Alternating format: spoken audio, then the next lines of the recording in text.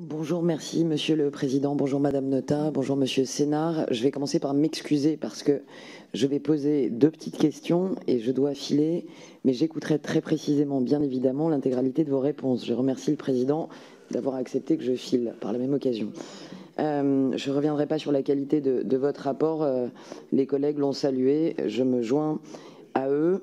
Deux questions assez opérationnelles, puisque j'ai eu la chance de pratiquer la RSE dans des petites, moyennes et grandes entreprises à un moment, il y a maintenant 10 ans.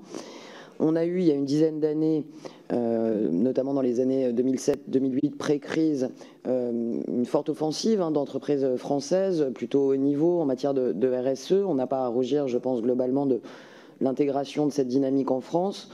Vous avez, Madame Notat, une expérience forte en matière d'évaluation. C'est un peu mon obsession. J'entends beaucoup parler, et je lis avec attention, entreprises responsables, investisseurs responsables, normes comptables fidèles. Qu'en est-il d'une évaluation responsable? Comment vous envisagez que cette évaluation puisse être faite, sachant qu'il est particulièrement intéressant dans votre rapport de voir que dans le parallèle que vous faites avec les États-Unis, en fonction des modèles choisis, l'évaluation peut être soit externe, soit interne, ce qui parfois nourrit mes inquiétudes. J'entends l'évaluation dans les FPC par l'entreprise. Moi, je suis toujours inquiète de l'auto-évaluation sur cette dynamique. Comment vous voyez la dynamique d'évaluation, en gros, premièrement, et comment aussi, puisque vous le mentionnez, vous avez l'expérience de ça, comment l'Europe se positionne. Vous rappelez que l'Europe, depuis maintenant quelques mois, réfléchit peut-être à renforcer les moyens ou les missions des autorités d'évaluation de la RSE, parce que la pratiquer c'est bien, l'évaluer c'est mieux. Deuxième question, page 75, vous précisez que lors des auditions, un véhicule juridique pourrait faciliter la transmission et la pérennisation des PME.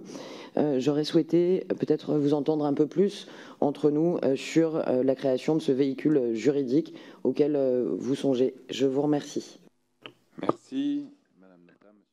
Là-dessus, évidemment que rares sont d'ailleurs les entreprises aujourd'hui qui considèrent que l'auto-évaluation en la matière est suffisant. Au contraire, tout le monde considère que la nécessité d'avoir une évaluation indépendante, qui bien sûr doit faire la preuve de son professionnalisme et de son indépendance, est la meilleure manière de pouvoir rendre compte, authentifier finalement le degré d'intégration, de prise en considération des enjeux sociaux et environnementaux pour l'entreprise. Je signale que, puisque je suis là aussi à la tête d'une agence de ce genre, qu'il nous semble que ce serait très utile que ces institutions soient maintenant reconnues dans le paysage, voire même qu'elles soient accréditées, c'est-à-dire qu'on attend de ces organisations, de ces agences en question, qu'elles répondent à un certain nombre de critères, qualités que l'Europe, par exemple, pourrait tout à fait décider. Vous savez qu'il vient de sortir un rapport de haut niveau sur la finance verte et responsable qui a donné lieu à un plan d'action le 7 juin par la Commission, qui se saisit donc désormais de ces sujets, de ces enjeux. Ça en fait partie.